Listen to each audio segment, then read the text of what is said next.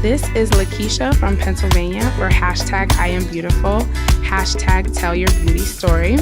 And she's going to talk about her beauty story and some things that make her feel beautiful, when she began to feel beautiful, and some challenges and triumphs in that journey. Thanks so much, Lakeisha. Sure. Well, when I was about 11 or 12, I begged my mother to get a perm because at the time, I was wearing braids and pigtails, and that essentially was all that that's all I knew. And so there was around me, there were no naturally beautiful women just in terms of wearing natural hair. And so I felt like having my hair straight was the only way for me to be grown and for me to feel beautiful coming into my womanhood.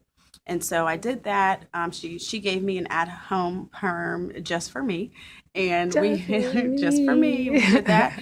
And I would say from about 12 to about 18, on and off. I never was like an every 6 weeker or anything like that at the salon getting a perm, but I had those moments. And when I got to be about 18 or 19, I was in college at Penn State, and I was participating in a think tank with other Black students, and we were kind of dealing with different issues that just impacted all of us. And one of the things that we dealt with was a lot about our history and a lot about the influences that came into Black people's lives at different points in our history here in this country.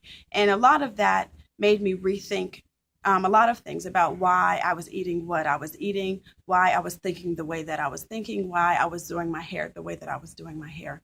And so out of that process, I recognized that there were some questions that I didn't have answers to. And I said, okay, well, let me go back and maybe just forget about the chemicals for a minute. And so I went ahead and I did that. And I didn't know what was going to come out of my head. And I actually didn't cut my hair.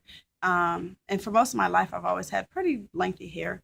Not a big deal. But when I began to grow my hair out, and my hair was really curly, and it turned into this just big kind of curly afro, and it got to a certain point, and the curls just kind of turned into what some people called as a weeping willow.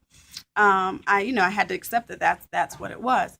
Fast forward into my early 20s, out of school, I was back in Pittsburgh, doing my thing in the community, and I was building with some other sisters, some other Black women, and we decided to embark on a 40-day fast.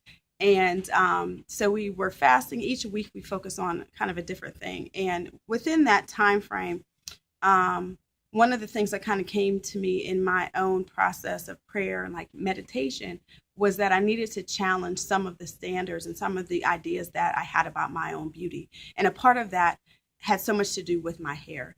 And so I felt the need to cut my hair off. And I had never, ever cut my hair my entire life beyond a little trim here and there.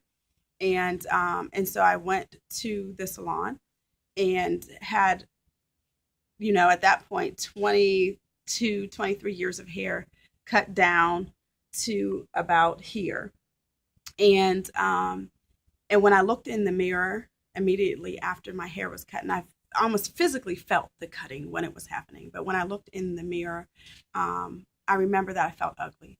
And I had tears streaming down my face, and part of me couldn't believe that I had done this. And then at that point, it was like I had to live with the decision that I made, and I had to kind of recommit to loving me and kind of rebuilding this image that I always had of myself. And even though outside of myself there was a lot of loving affirmation from people, from family, from friends, from people who I didn't know, who were like, oh yeah, girl, you're rocking that shortcut. But I didn't feel it. And I recognized that I needed to really rebuild my own sense of identity. And so much of my identity had always been wrapped up in my hair, maybe in the length of my hair and the texture of my hair, and people saying, oh, you have good hair, or whatever.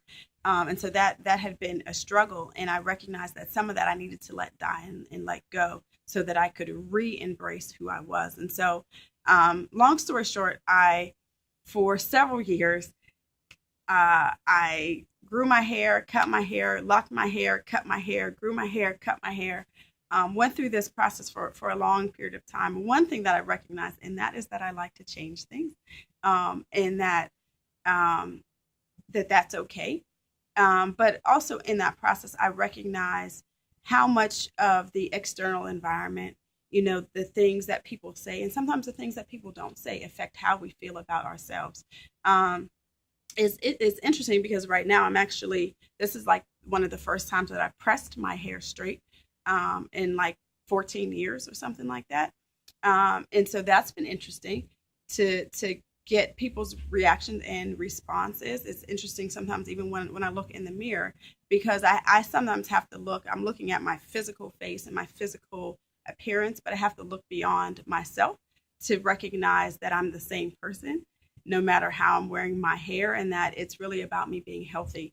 And so I advocate health, and I have my own line of natural beauty care products, skin and hair care products.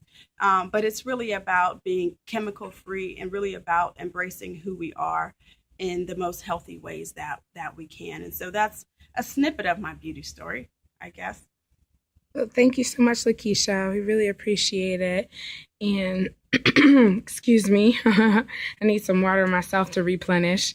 Hashtag I am beautiful, hashtag tell your beauty story. You can find at the Twitter handle at tell your beauty, TELLUR, the word beauty. Or you can email us at tellyourbeautystory@gmail.com. Thanks so much. We appreciate your time.